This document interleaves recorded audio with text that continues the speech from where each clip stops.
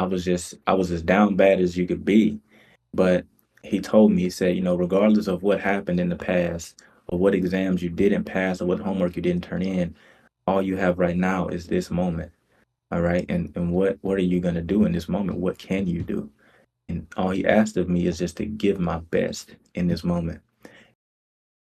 Ladies and gentlemen, welcome back to the Core Room. Today we are joined by Dontavious Hill, an NCAA first-team All-American high jumper, Auburn Tiger, and one of the most confident personalities in the event. We talk about his journey to clearing 7 feet, how he built elite confidence, and how earning a mechanical engineering degree shaped the way he thinks about jumping. We also talk about risky opening heights, legendary Core Room stories, coaching through the high jump blueprint, and the mindset behind chasing greatness. Let's get into this. Thank you for coming to the podcast.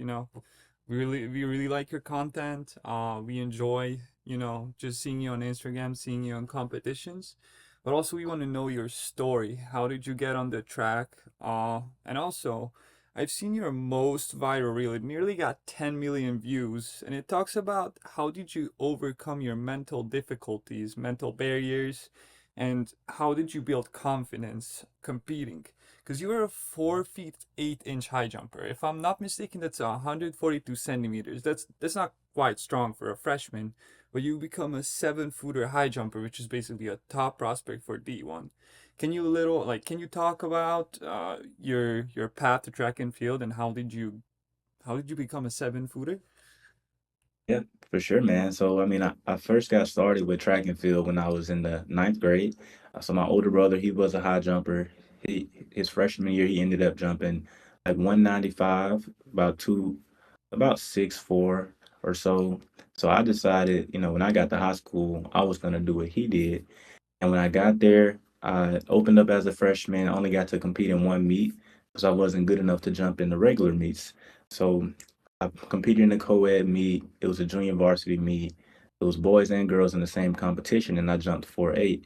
And I ended up losing the girls in that competition also.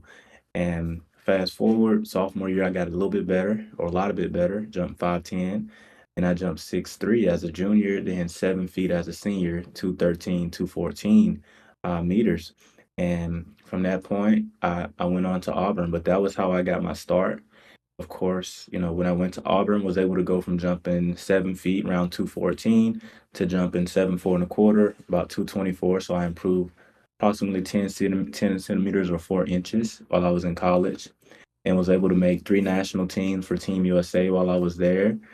Became a 5-time All-American and a 4-time SEC silver medalist. So missed the gold 4 times, but I got 4 silvers, and I'm happy with my career thus far. Okay, Wow, amazing. that's really impressive. You mentioned Auburn University a little bit, but we all know that you were also an academic weapon. So you studied mechanical engineering, and you graduated from Auburn University with a 3.9 or maybe even higher GPA as a Mackie, which is kind of impressive. I have two questions, two related questions. Number one, does having the physics background actually help you jump higher, or you just completely, listen to your guts, you go with the flow, and so on? And number two, could you walk us through like how you succeeded in juggling academics and like really high track expectations? Yeah, for sure. So definitely having, the physics and the engineering background, it does give me a little bit more insight when it comes to jumping. I also had a high jump coach who was a biomechanics graduate. She's actually a doctor. She was one of my coaches at Auburn. Coach H. Hillary Holmes now coaches at High Point University, and she had a biomechanics background. So she used to teach us how the body moves and works, and how we can utilize that to jump. That was very beneficial for me, alongside being an engineer. But when it comes to balancing academics and athletics, one of the best things I've ever learned was the ability to plan. When I was in high school, things were easier for me, but when I got to college, I had to plan more because I had exams, I had, homework, but I had to wake up on my own. Of course, you guys know when you're a collegiate, you got to do everything on your own, versus when you're in grade school as a youngster, you have more, I say, support from family, can help you wake up or get to school, things like that. But Planning my days out with a planner, getting a journal, writing notes, those are my bread and butter. Yeah, I actually just read a Wall Street Journal article about why like certain Northeastern kids turn down offers from the Ivy League schools and they just go to the South, to be at a party school or like a big football school. And I'm pretty sure that Auburn had a terrific vibe.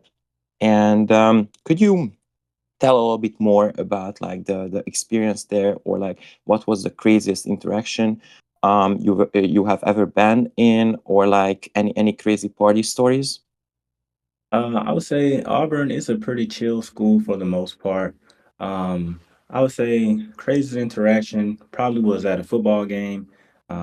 Basically, when you win a big football game, you rush the field. So we beat one of our biggest rivals, University of Alabama, one of the best football schools in the nation, and the whole stadium kind of ran onto the field. So that was probably one of the craziest things that ever happened while I was at Auburn.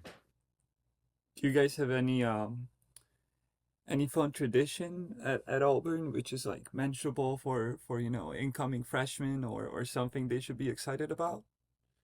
Yeah, so at Auburn, one thing that we do for all sports now, I think it started with football, but basically there's this part of the city called Toomer's Corner, is where they have this big tree, and there are a lot of trees out there. So after a big win, regardless of what sport it is, we roll the trees with toilet paper. And I know that sounds crazy, but it's just a whole bunch of toilet paper hanging from all the trees. It looks really cool.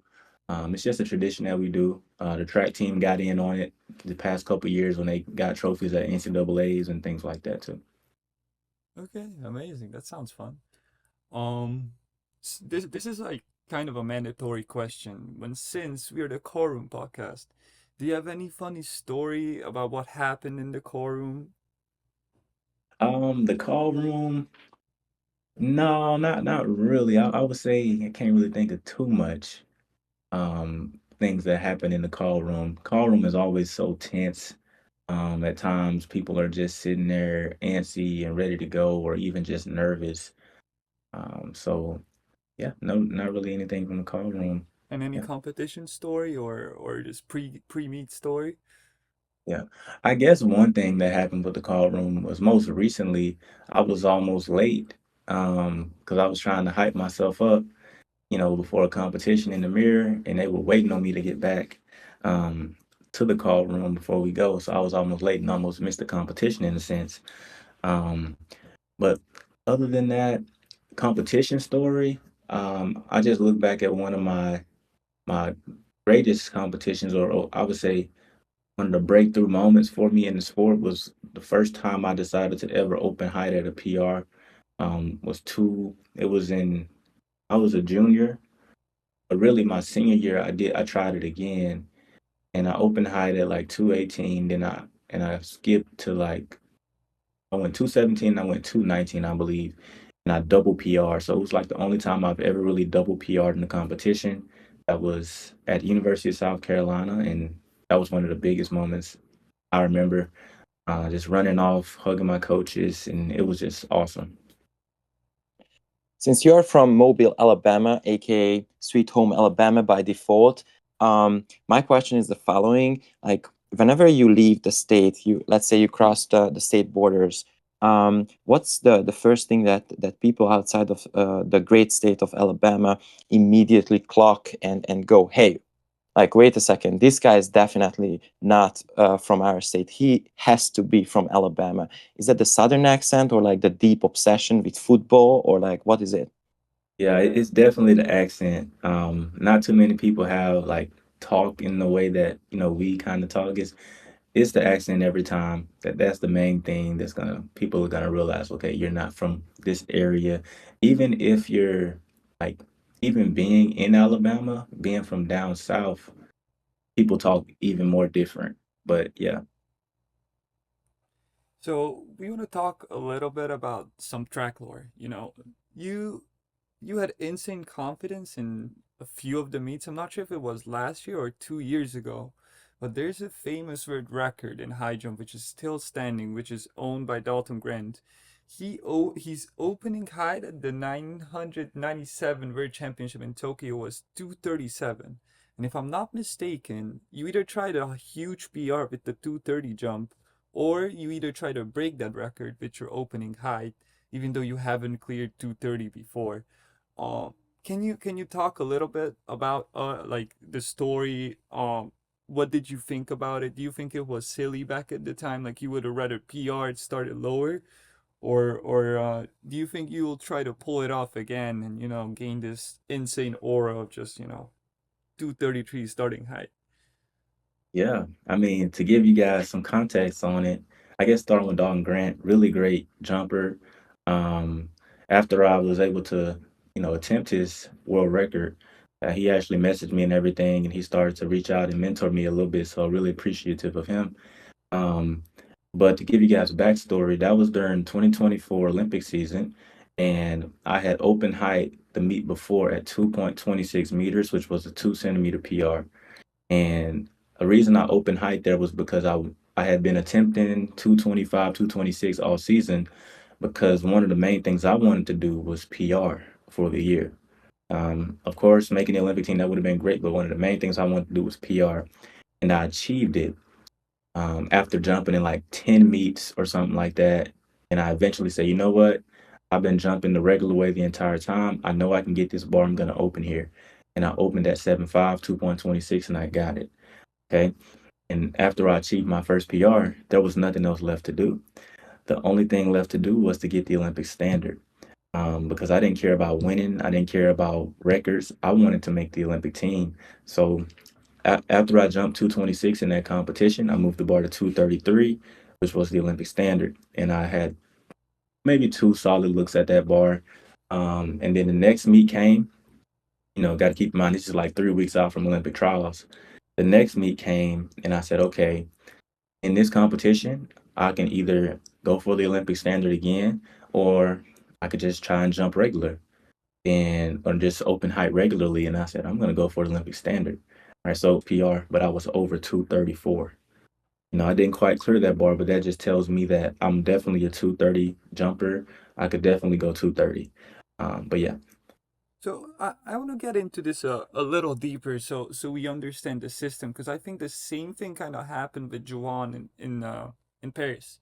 So basically, if you have the standard, which was 233, I believe, even though if you, let's say, don't get placed top three in the Olympic trials, you still make the Olympics. On what happens if, let's say, the third guy is still in the rankings, like let's say he's in the rankings of going to Paris, to like what happens then? Because that happened with Juwan. He didn't get third in Olympic trials for Paris, but he still went to the Olympics. Can you get a little explanation with us? Yes, so the standard will always trump the rankings, right? But even for in Javon's case, there were only four high jumpers in the country who were ranked in the top 32 or 36, and I was one of them. Javon was another. Shelby McEwen, Olympic silver medalist, was another. Vernon Turner was the fourth. So in all actuality, there were only four athletes who could have made the Olympic team during 2024 for Team USA, unless a new athlete came and got the Olympic standard that day, right? And I was one of those athletes. And basically, even at Olympic trials, to give you guys even more backstory, I opened height at 219, 7'2" and a quarter, because I knew that bar would automatically get me to the Olympic trials final, right? And I actually no-heighted it when I did that. And that's another thing I don't regret. Because once again, guys, I was playing to win. I was playing to get to the Olympics. So if I knew that this bar was gonna definitely get me an Olympic trials final, I'm gonna do it. Just like how I knew that bar 233 was gonna make me an auto qualification. I'm gonna try it. So I just did everything that I could. Unfortunately, I ended up no hiding, and 214 made the Olympic trials final, right? So looking back, had I cleared 214, like first attempt or something, or second attempt, I would have automatically qualified for Olympics Mhm. that year. But looking back, I have no regrets on it. I made decisions that I thought were best, and I'm loving it.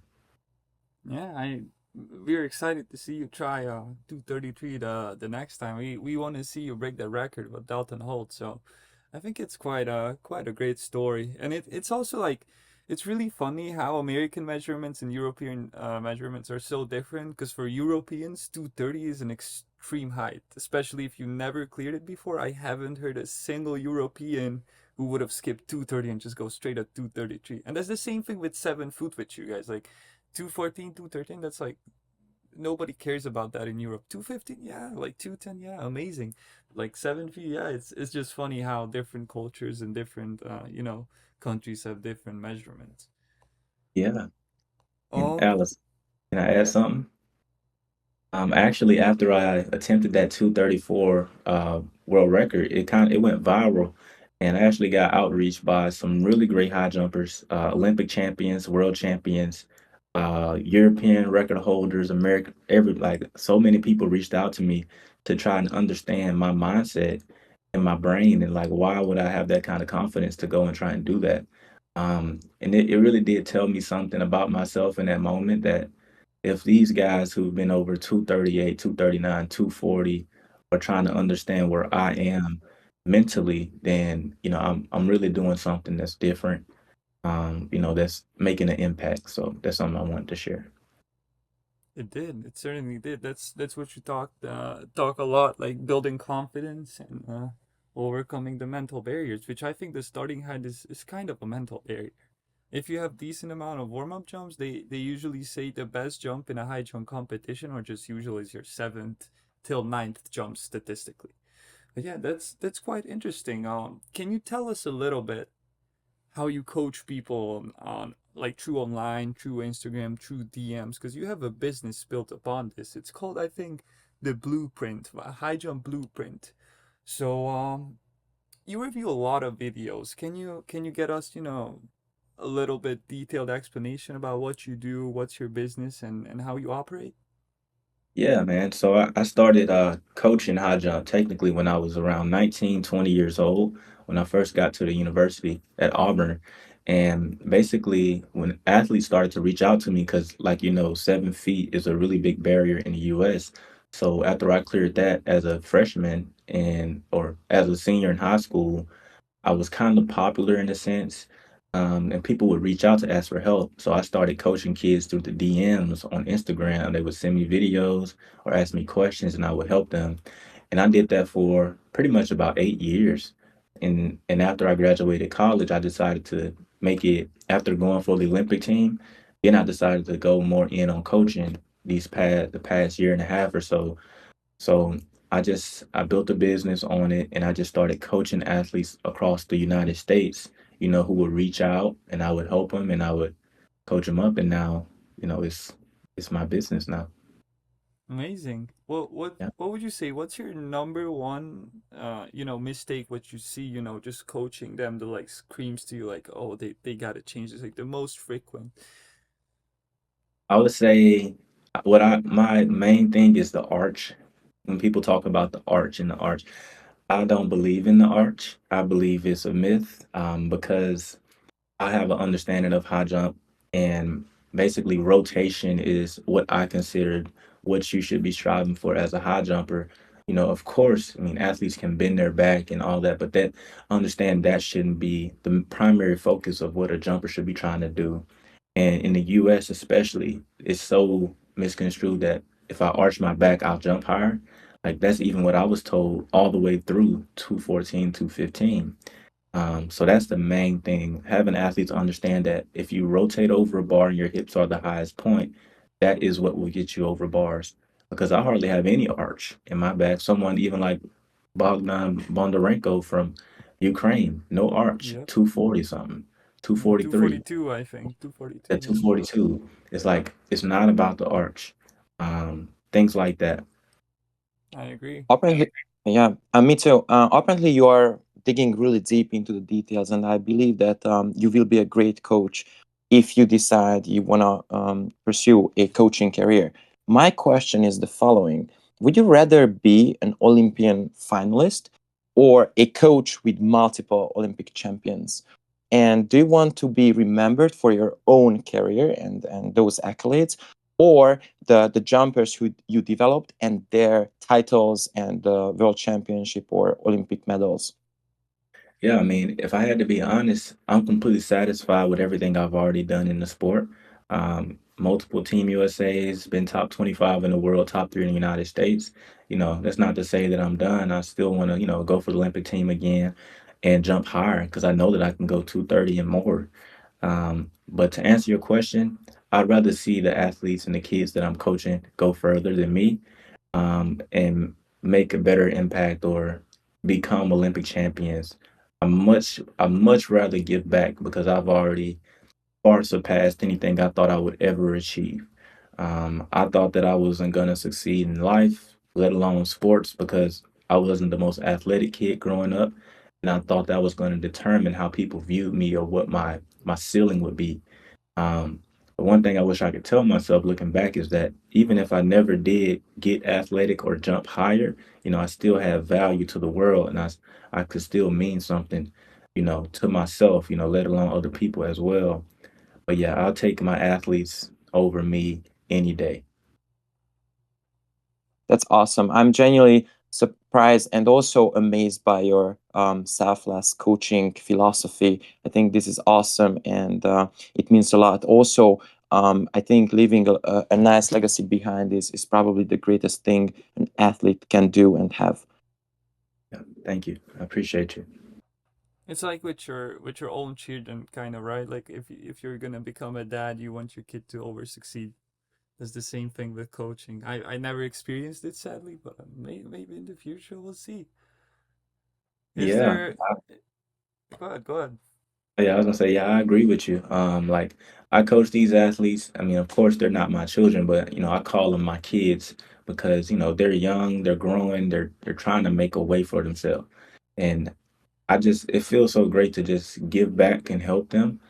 Just knowing where I was, because I mean, I was at a point where, of course, I had older brothers and people that I looked up to, but I didn't have anybody to mentor me in a sense, as I try to give back now. And like you say, it's like your own kids in a sense. Like I call them my athletes, my kids, and I really do, enjoy coaching them and helping them grow.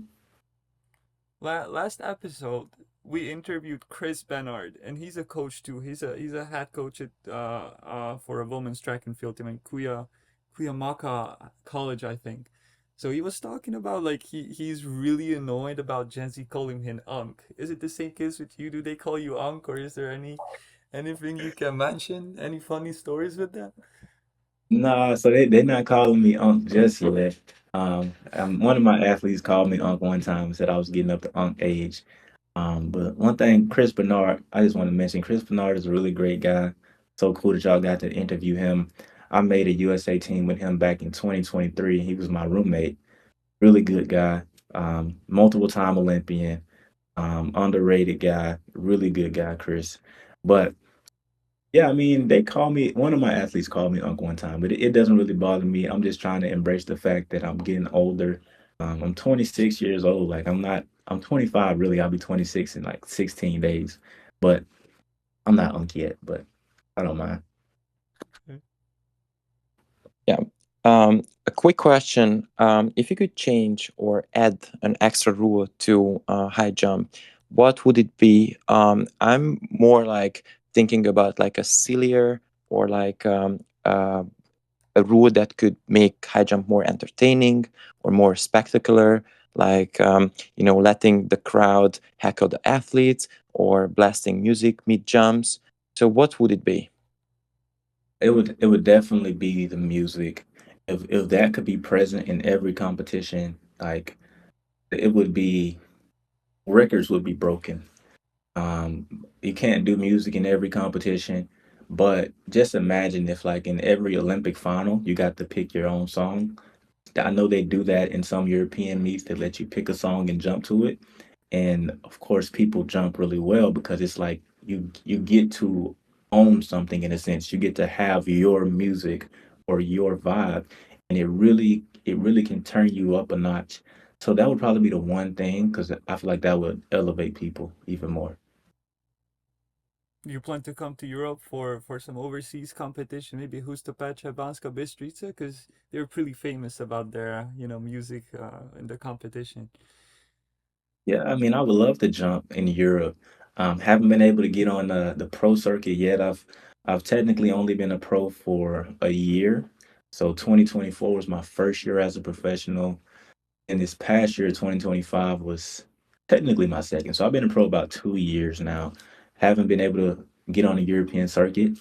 And but yeah, hopefully in the future, as I continue to improve and focus more, especially with when the Olympic year comes up, 2027, I'll probably definitely do some overseas things. You just mentioned that 2025 was a practice year, and then that you are grinding like really hard to be able to travel overseas.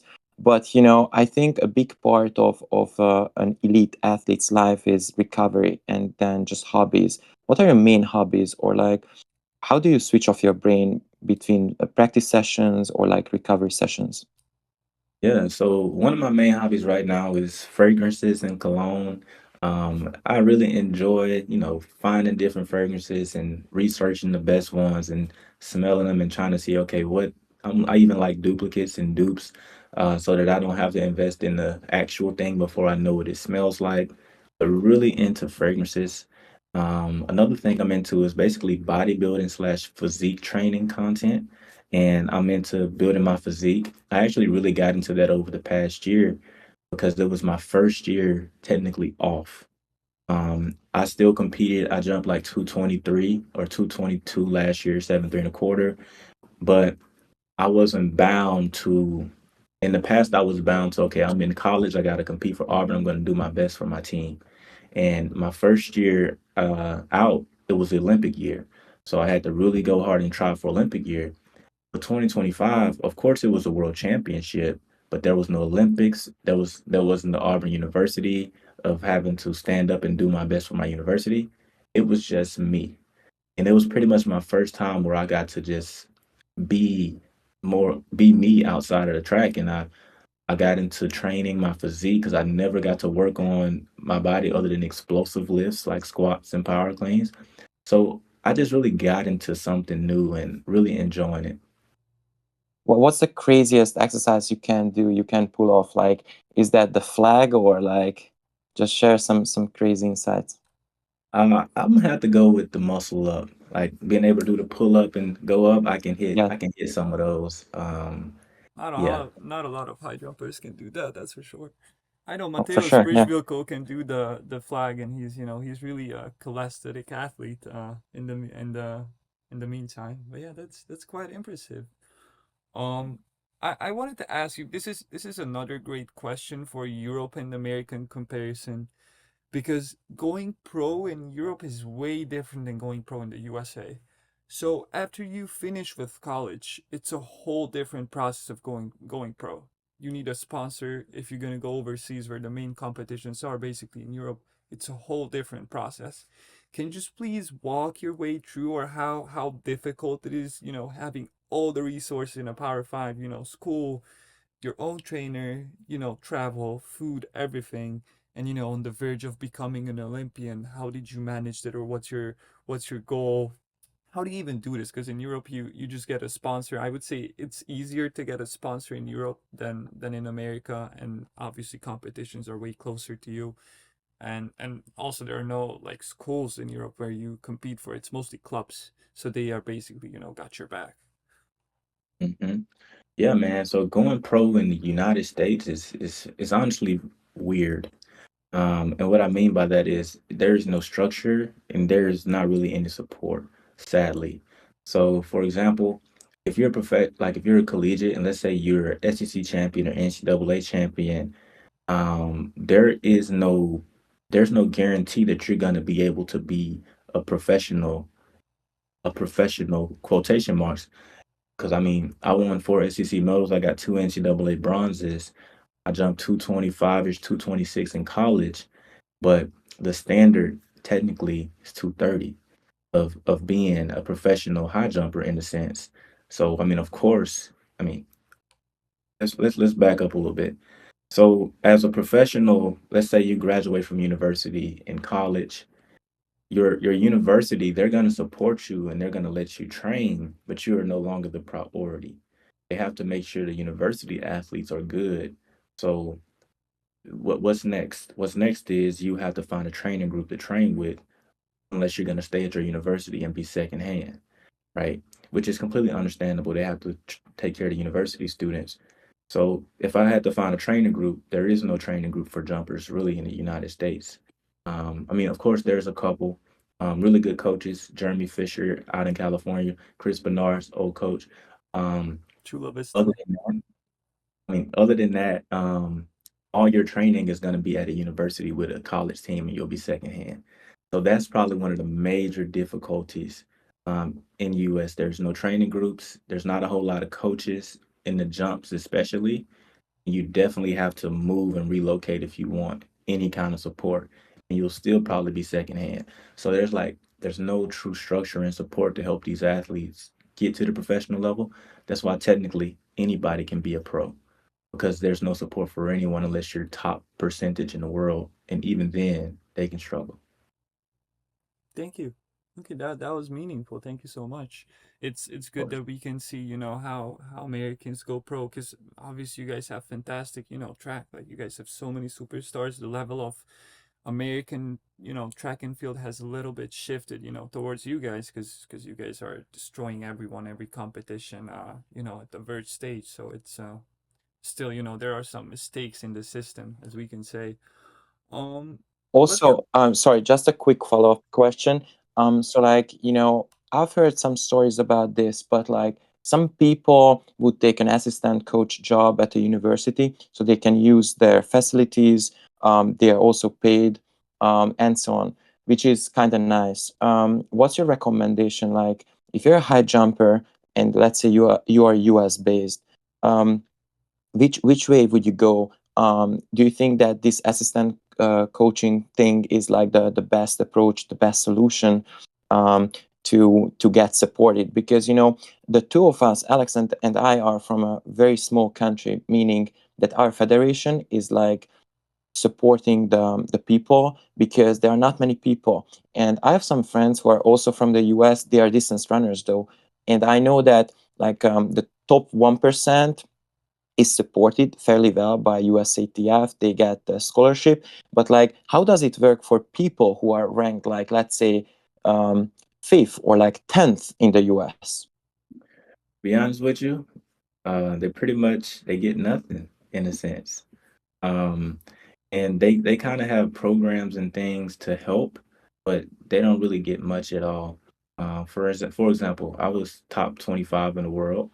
You know, I didn't get anything, right? And of course, like I mean, I would have to apply for different things, but even if I was to get the grants or applications, I mean, it's not enough to help truly, right?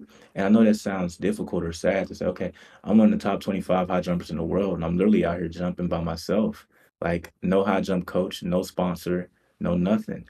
And I wasn't the only one doing that. There's so many people across the world, or especially in the US, out there, no sponsor, no coach, or no support, and they have to do it on their own. And but my advice would be for anyone who wants to pursue professional athletics in the US, when you go to college and you graduate, just stay with that coach at that college. Although you will be technically secondhand, and not be the main priority, you will have more support than if you have decide to move or go and try and do something on your own. It's just what it is. Of course, if you're a sprinter, you can try to find different sprint groups across the country, but it's always best to stay in a system that you know it's going to be easier for you. okay. Let's get back a little bit to the competitions. I've already seen some weird stuff happening even in the Division 1 level. What's your like biggest ick? What you seen at like track meets that like bothers you a lot? Where it's like, oh no, they're doing this again. Is there any ick you have? Any icks that I have, I would say no. I kind of just let people be in a sense. Oh, maybe the TikToking. I know that's making the TikToks and things. It's some new stuff that's out now. Like you got the meta glasses, like when people record. Um, just I guess I can't really be too angry at it though, guys, because I'm kind of a trailblazer with the at like social media and bringing track and field to life in a sense. Alex, I know you're a high jumper, right? So you know the high jump progressions and things like that when people post there. I pretty much was a trailblazer with that. Basically, I started to share my journey when I was a senior in college, and I would post my highlights of my track meet because I was like, nobody has highlights for track. Like, of course, if they run 100, okay, they have the full race, but for an event like ours, when it's like a progression with me, nobody has that. So I started to make those with the makes and the misses because that's the whole competition. Most people, when you see them make those now, of course, it's a playoff of what I created, but they mostly only show their makes, and I feel like that misses the the beauty of the event or even the beauty of life. It's in the failures. Every high jump competition is going to end on failures, and you're going to have misses throughout the competitions unless you're clean. So I decided to share that, and it's I love that it's evolved as much as it has, and high school is doing it, middle school is doing it, college is doing it, the pros are doing it. And that was something that I started doing back in 2022, and it's really cool. Okay. My biggest take actually is putting the bar really really high in the first attempt of your warm up. It's the bungee for me and the extremely high bars. Like I see people in their first warm up just putting the bar in 210 when their PR is like 208. That's for me. Like in Europe we just scissor and low height, short approach, everything, take everything slow. The referees are assisting us, and I just seeing guys just put it up, put it up. I was like, dude, come on, I got two jumps in me, like, and you make me jump in like 210 in my first warm up. It's like that's what I see, and I swear to God, every second meet where I go to. Yeah, Yeah, I know exactly what you're talking about. Yeah, I know exactly what you're talking about, man. But yeah, I guess that's an American thing that they love to do here. Have you seen the movie Hunger Games? This is gonna be an off-topic question. Have you seen it? yeah, I've seen it. Okay, so let's say we put each event as a district. Who would you say would won the Hunger Games? Who would have be like number one district, number two district, and also who would, die the first if you put distance runners as a district, hurdlers, throwers, like you can divide them like events. Yeah, What would it's you it's gonna say? have to be the decathletes. Most versatile event. They can do it all. They can run, they can throw, they can jump. So, an athlete like that, they would probably be the most skilled with any different task they would have to do in the jungle or something like that. So I would go with a multi. I feel like that's a safe answer to pick, but it's they're their own event. So yeah, a second place though, I'm gonna have to go with maybe sprinters. Speed is something that's important. Being able to run like some people in the Hunger Games, they literally ran from people the entire time or hid. You know, if you can beat somebody in a foot race, that may be important. But with that being said, being a distance runner might be more beneficial in a sense like that. They'll I'm be gonna just go, hiding. They'll be just hiding the whole time. yeah, but yeah, multis, sprinters, then maybe distance. Maybe the I throwers really will be just camping the weapon ground. They're explosive. They can get to the weapons so that they wouldn't even move. They just will just camp there the whole time. Right. Right. I really liked your logics and your common sense. I think that was a great answer. But you seem to be a really well-rounded person to me. So let's say if track and field did not exist as a sport, what other field of life do you think you would be an Olympian in? Um, an Olympian. I don't know. Um, I don't know what else I would do. But if I didn't do track and field, just in life in general, I would just help athletes with their mindset, or not even just athletes, just people. Because although I've had sports to propel me in a sense to a platform or help me, the true meaning behind everything that I do, it always stems from confidence, mindset, the way that you look at your life or perspective. That's where everything stems from, and I believe that is the true skill. Even when I coach my athletes and the kids, like another day, a coach asked me like, "What am I missing here? Like, what's the main thing? I got this technique or this." And I said, well, the most important thing that you need to do is speak life into these athletes and help them have more self belief in themselves, because that's going to help them jump a whole lot higher than you fixing their form, whether you believe it or not. So I would definitely be like a mindset coach, or maybe something psychological. My fiance is actually getting her doctorate in psychology, and I really like what she does. So, but yeah, therapist or something. Amazing. Congratulations, by the way, for Yeah, the congrats. engagement, right? Yes, sir. Thank you, man. Getting married August 1st this year in about 6 months. Amazing. How So exciting. Sir. Beautiful. Um, so next question, and I think it's a really interesting one. So we both know high jump low key went viral after Tokyo with Barsham and Tombury sharing the gold. It was kind of a controversial take from the fans side, but also for the high jumper side, I think most of us are happy with it because it's, two guys, two superstars coming off injuries. It was a beautiful story for both of them. And in Paris 2024, exactly same situation, different outcome. What were your initial thoughts in both of the finals? And also if you would be in the same situation as they were, is there anyone you would share the gold medal like instantly? What would you be your first thoughts about it? And also, is there anyone, do you have a main rival who you would say like, come on brother, we gotta jump up, we gotta decide who about this goal? Yeah, so I guess first, I actually went to the Olympics in 2024 to watch that competition, but I first discussed Gianmarco Tamberi's and Marshim. So for them, first off, Tamberi is my favorite high jumper of all time.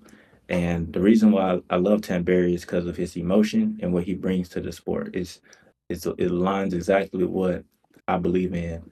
So I was really happy that he got the gold. And, Mutaz, one of the greatest high jumps of all time, in a sense, really is to me, in a sense. Of course, we have the world record holder, but yeah, I'm not going to get too far into that. But yeah, I was happy with it. I'm glad they shared it. I believe if you have an opportunity to have two golds, why not, let two people win? And that's just my own personal take, because I personally don't believe that, someone has to be a loser. I believe everybody is a winner, in a sense, for getting out there and giving it their best. So the fact that both of these guys had a perfect scorecard, to not jump off, I had no issue with it. All right. Fast forward to 2024 Olympics, really great competition. Shelby, the American, he double PR'd. I was so excited for him. I was happy for him. He actually went to University of Alabama, which was the rival school of my school, Auburn University. And I got to jump against him a couple times in college. Of course, he was much better. At the time, he was, I think, 4 years older than me. So when I was a freshman, he was a senior. Um, and I was really rooting for Shelby to win that competition. Of course, he was the American. I had jumped against him and I knew him. He double PR'd, so I really felt like he earned it in a sense. But Hamish jumped really well. He went up and jumped 236 again. So they had an opportunity to share it. And I controversially, it in the videos, people didn't really know whose decision it was to say, no, we're not going to share. Right. But I think it was a mutual decision, I believe, but I don't know for sure.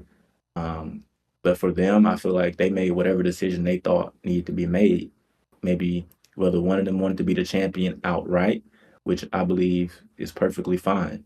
Some people don't like to share a goal. Some people want to be the outright champion. Would I have liked it? Only reason I would have liked them to share was so that Shelby could get a guaranteed gold, because he double PR'd in the Olympic final. He double PR'd. From his PR was 233, he jumped 234, 236. It's that nobody, that's probably never even happened, a double PR in the Olympic final, to be in place to get the gold. I really wanted him to get it. I didn't care what it took, but they didn't share it, and he lost the jump off. But yeah. Um, you are clearly a very impactful athlete who loves to give back to the track and field community. And I really, really enjoy this conversation. However, we are running out of time, by now, and so I would love to round off this conversation with a last very meaningful question, if you don't mind. There's a saying, an old saying, which says the best way to master something is to teach it. What was one teaching or teaching situation that actually made you realize your own mistakes or your own weaknesses just by watching your own athletes do those mistakes? And how do you apply or like utilize those extra lessons that you saw on your own athletes in your own career? Yeah. I would say one of the main things I realized was overcorrecting or trying to tell someone technically what to do. Um, the kids that I've coached, they're always going to do better with the less that I tell them. Because the more that I tell them, the more they think they're doing wrong, and the more they're going to struggle. So the main thing I learned is that I would much rather speak life into these athletes or tell them, you're doing a good job, great job. And if they're saying, oh, well, I felt like this was off, you're fine. You look good, just keep jumping. Because that's all I've ever wanted from my coaches as well. And whenever my coaches would speak life into me like that, it always made me just feel good and just keep going. It didn't have to tell me about little tweaks in my technique if I'm getting over bars or if I'm really close. Just, just tell me that I'm doing a great job and that you want me to keep going and do my best. And that's probably the biggest thing I've learned. Thank you so much. I Awesome. think we had a quite meaningful conversation, and it was amazing to talk with you. Is there anything else you wanted to share with us or your fans? You know, some young people. Any last thoughts? Yeah, for sure, man. I'll close us out with some thoughts. So I guess the main thing I do want to share is pretty much what has been the motto of something that changed my life is the concept of giving your best, and what that means to me. So when I was a freshman in college, I ended up actually I was failing out of a class in engineering because I thought it was going to be easy and it wasn't. And I got to drop some, but I didn't get to drop this one. And I was told I had to pass it or I was either going to be ineligible as a freshman. I had just broke the freshman record at the school. And I went to study hall that day. I had already failed the first two exams and I had the final coming up. And I opened up my book and I started crying. I just burst into tears because I felt as though all the work I had put in was going to be over. Whether it was from jumping 4'8", 143 as a freshman in high school to now being 216 in college, you're about to be ineligible and you're not going to be able to do anything. So I was crying and my academic advisor walked in and he said, Dontavious, what's wrong? And I looked up at him and I just told him that I'm not going to make it. I said, I'm not going to make it in this moment. And I was as down bad as you could be. But he told me, he said, regardless of what happened in the past or what exams you didn't pass or what homework you didn't turn in, all you have right now is this moment. All right. And what are you going to do in this moment? What can you do? And all he asked of me is just to give my best in this moment. He told me that my best isn't determined based on whether I pass or fail this exam. My best is determined based on what I give of what I have. And I gave it everything I had. I had about 10 days to study for that, and I ended up passing the exam by 1 point, and that changed my life. And I went on to make my first USA team. Then I made two more. So I was a three-time Team USA member, five-time All-American, four-time SEC medalist. Went top 25 in the world during Olympic year, top three in the United States, and did everything else. Went on to help millions of kids, multiple viral videos that's helped probably over 10,000 high jumpers that I've even spoken to in my DMs. All that impact was able to come from one moment when I couldn't have made it by myself. Somebody had to pick me up. And I truly thank him for that. And I thank God that I was able to pass that exam by 1 point. It changed my life. So always give your best. Oh my God, this is quite a story. Thank you so much for sharing with us. Thank you. Thank I you. appreciate you guys, man. It was a great conversation, and thank you for coming. And yeah, good luck in the future with your jumping academic career, and also have a beautiful life with your fiance. So Yes, sir. I Yeah, appreciate thank you you for guys. Good luck coming. to you guys as well. thank you so much. Thank you All so right. much. Thank you. Thank you Right. for coming.